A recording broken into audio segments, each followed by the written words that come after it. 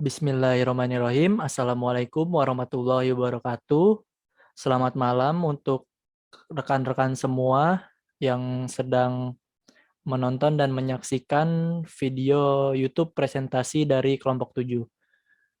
Perkenalkan, saya Feriansyah selaku host dan operator dari presentasi malam ini. Dan kami kelompok 7 ingin mempresentasikan proposal PKM yang kami buat dengan judul otomatisasi on-off lampu sekolahan menggunakan microcontroller untuk efisiensi energi listrik. Untuk bidang kegiatan yang kami ambil yaitu PKM Karya Inovatif. Untuk anggotanya sendiri, kelompok 7 terdiri dari 5 orang. Yang pertama ada saya, yang kedua ada Dayu Darmala, yang ketiga ada Edi Suprapto, yang keempat ada Fatur Rahmansyah, dan yang kelima ada Al-Ivan Supriyadi. Untuk pembahasan pertama mengenai materi presentasi akan disampaikan oleh Mas Edi. Untuk Mas Edi, waktu dan tempat saya persilakan. Baik, terima kasih Mas Ferry atas waktu yang diberikan. Baik teman-teman semuanya, saya akan menyampaikan terkait dengan materi presentasi yang akan kami sampaikan pada malam hari ini. Yang pertama terkait dengan pendahuluan, di mana pendahuluan itu sendiri terdiri dari latar belakang masalah, tujuan, dan manfaat. Kemudian untuk tinjauan pustaka terdiri dari landasan teori, perangkat yang digunakan. Kemudian untuk yang ketiga, yaitu ada tahap pelaksanaan yang terdiri dari latar belakang karya inovatif, karakteristik produk, desain teknis, tahap produksi dan pengujian, alat dan perangkat. Dan untuk yang terakhir, terdapat jadwal penelitian yang terdiri dari anggaran biaya dan jadwal kegiatan. Next. Untuk latar belakang sendiri, yang mana kita sama-sama tahu bahwa energi listrik itu merupakan hal yang sangat penting untuk menunjang suatu kegiatan, baik itu dalam unit gedung perkantoran, pendidikan, industri, maupun rumah tangga sehari-hari. Sehingga permasalahan yang terjadi dalam penggunaan adalah tidak adanya pemahaman tentang konservasi listrik, sehingga menyebabkan terjadinya pemborosan di pihak konsumen. Adapun tujuannya yang pertama terkait dengan efisiensi, kita harus mengefisiensi terkait dengan energi listrik, sehingga kita bisa menggunakan untuk berkelanjutan. Kemudian edukatif, yang mana kita juga memberikan edukatif kepada masyarakat, bahwasannya pemborosan listrik itu tidak perlu dilakukan.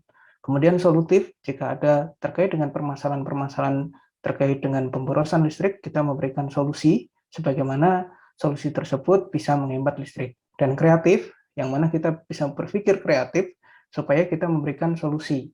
Dan ketika sudah memberikan kreatif, maka kita harus segera untuk tindak lanjuti sehingga menjadi suatu karya yang berupa inovatif. Jika sudah berinovatif, maka pasti itu akan memberikan penghematan yang luar biasa untuk energi listrik. Dan untuk slide berikutnya akan disampaikan kepada Mas Dayu. Kepada Mas Dayu, saya persilahkan. Baik, terima kasih Mas Edi. Ya, untuk manfaat yang dapat kita peroleh dalam produk ini ya, yang pertama dengan produk ini diharapkan dapat membantu masyarakat untuk melakukan penghematan energi listrik. Yang kedua, untuk dengan produk ini diharapkan mampu meminimalisir kerusakan perangkat elektronik karena pemakaian yang boros. Dan yang ketiga, itu meningkatkan kreativitas dan inovasi mahasiswa dalam pengembangan produk yang sudah ada ataupun produk baru. Next. Oke, dalam proses pembuatannya kita terlebih dahulu mencari referensi terkait bahan-bahan ataupun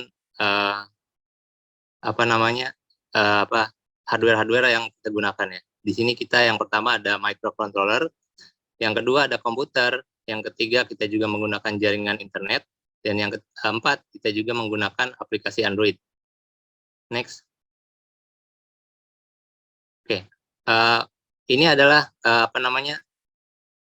produk yang kita buat, yaitu kita smart kontak ya, di mana smart kontak itu adalah soket yang dapat dikontrol dari jarak jauh dengan aplikasi Android melalui Bluetooth dan jaringan melalui Wi-Fi. Pengguna dapat mematikan atau mengaktifkan kontak pintar melalui aplikasi dan situs web Android, di mana pengguna juga dapat memasukkan pengatur waktu untuk di setel lamanya kontak pintar aktif. Waktu yang tersisa dari penghitung waktu dapat dilihat melalui aplikasi Android dan situs web. Nah, untuk tahap pelaksanakannya seperti apa, nanti akan dijelaskan oleh Mas Ivan. Untuk Mas Ivan, silahkan. Terima kasih Mas Dayu. Baik, di sini saya akan menjelaskan tahap pelaksanaan, di mana di sini ada 5 poin, yaitu latar belakang karya inovatif, yang kedua karakterisasi produk, yang ketiga desain teknis, keempat tahap produksi dan pengujian, dan kelima alat dan perangkat. Pertama, latar belakang karya inovatif. Di sini penggunaan energi listrik yang tidak efisien akan menyebabkan konsumsi energi listrik yang boros, tidak terkendali, dan meningkatkan beban biaya listrik. Yang kedua, karakterisasi produk. Karakterisasi produk yang dihasilkan adalah sebuah microcontroller pengatur otomatis on-off lampu yang merupakan sebuah mini komputer di satu sirkuit terpadu yang berisi inti prosesor dan program input-output peripheral. Microcontroller digunakan dalam produk yang secara otomatis dikontrol dalam perangkat. Yang ketiga, desain teknis. Desain teknis dari microcontroller ini berupa perangkat smart on-off atau smart contact yang dapat dikontrol jarak jauh dari aplikasi Android. Yang keempat, tahap produksi dan pengujian.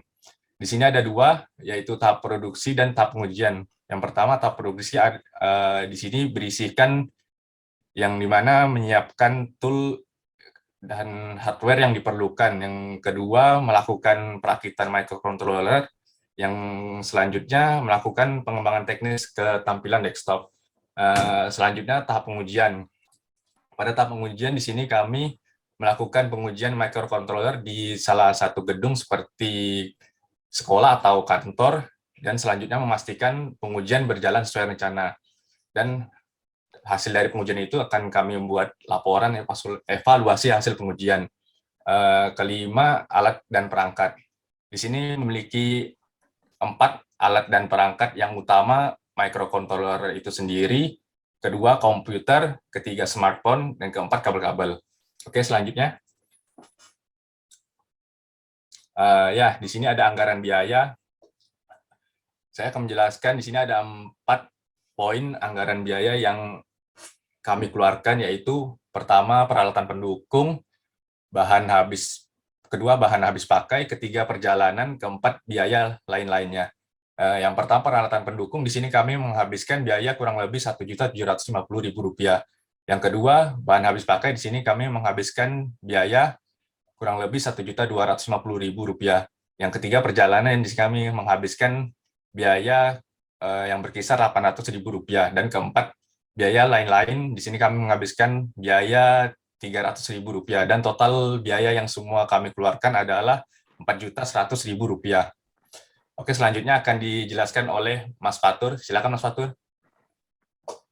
Terima kasih Mas Ivan. Untuk selanjutnya saya akan bahas rencana jadwal kegiatan pada sesi ini, yaitu untuk kegiatannya kita ada beberapa kegiatan yang diagendakan dalam 7 bulan. Untuk yang pertama, persiapan awal dan analisa itu pada bulan pertama di minggu ke-1 sampai minggu ke-4. Yang kedua, penelusuran yaitu pada bulan pertama juga, pada minggu ke-3 dan ke-4. Yang ketiga, pengambilan data di lapangan, yaitu pada bulan kedua di minggu pertama hingga minggu ke-4. Yang keempat, menentukan alternatif, yaitu pada bulan ketiga di minggu pertama hingga minggu ke-4. Yang kelima, yaitu pada bulan ketiga akan melakukan analisis data di minggu pertama hingga minggu ke-4. Untuk selanjutnya, untuk pengaplikasian model itu terjadi pada bulan ke-4 di minggu pertama hingga minggu ke-3. Yang kedua, untuk tes model, yaitu di bulan ke-4 di minggu ke-4 hingga bulan ke-5 di minggu pertama. Yang ketiga, membandingkan hasil sebelum dan sesudah menggunakan perangkat pada bulan ke-5 di minggu ke-2 hingga minggu ke-4. Yang keempat, yaitu pengembangan pada bulan ke-4 ke-6 di minggu pertama hingga minggu ke-4. Dan yang terakhir, yaitu operasional dan evaluasi serta laporan pada bulan ke-7 di minggu pertama hingga minggu ke-4. Next.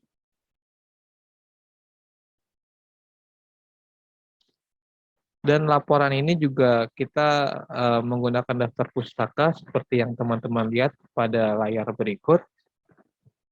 Next. Dan laporan ini juga kita telah menggunakan plagiarisme check, yaitu yang kita dapatkan sebesar 12%, yang mana pada skor ini kita telah lulus pada plagiarisme check. Untuk kesimpulan dan selanjutnya saya serahkan ke Mas Ferry. Terima kasih. Baik, terima kasih kepada rekan-rekan semua yang telah menyampaikan materi presentasi. Mungkin sekian presentasi dari kelompok 7, dan sama-sama kita perlu ketahui betapa pentingnya dari penghematan energi listrik pada kehidupan sehari-hari. Setiap detik penghematan listrik yang kita lakukan bisa menjadi modal yang sangat penting untuk diteruskan ke lingkungan, rekan, kerabat, dan keluarga kita nantinya. Dan untuk teman-teman yang mau bertanya atau memberikan masukan terkait proposal PKM yang kami buat, bisa dituliskan di kolom komentar. Sekian presentasi dari kelompok 7. Mohon maaf apabila masih ada kekurangan baik dalam materi presentasi maupun pembawaan materi presentasinya. Selamat malam dan selamat beraktivitas kembali. Terima kasih.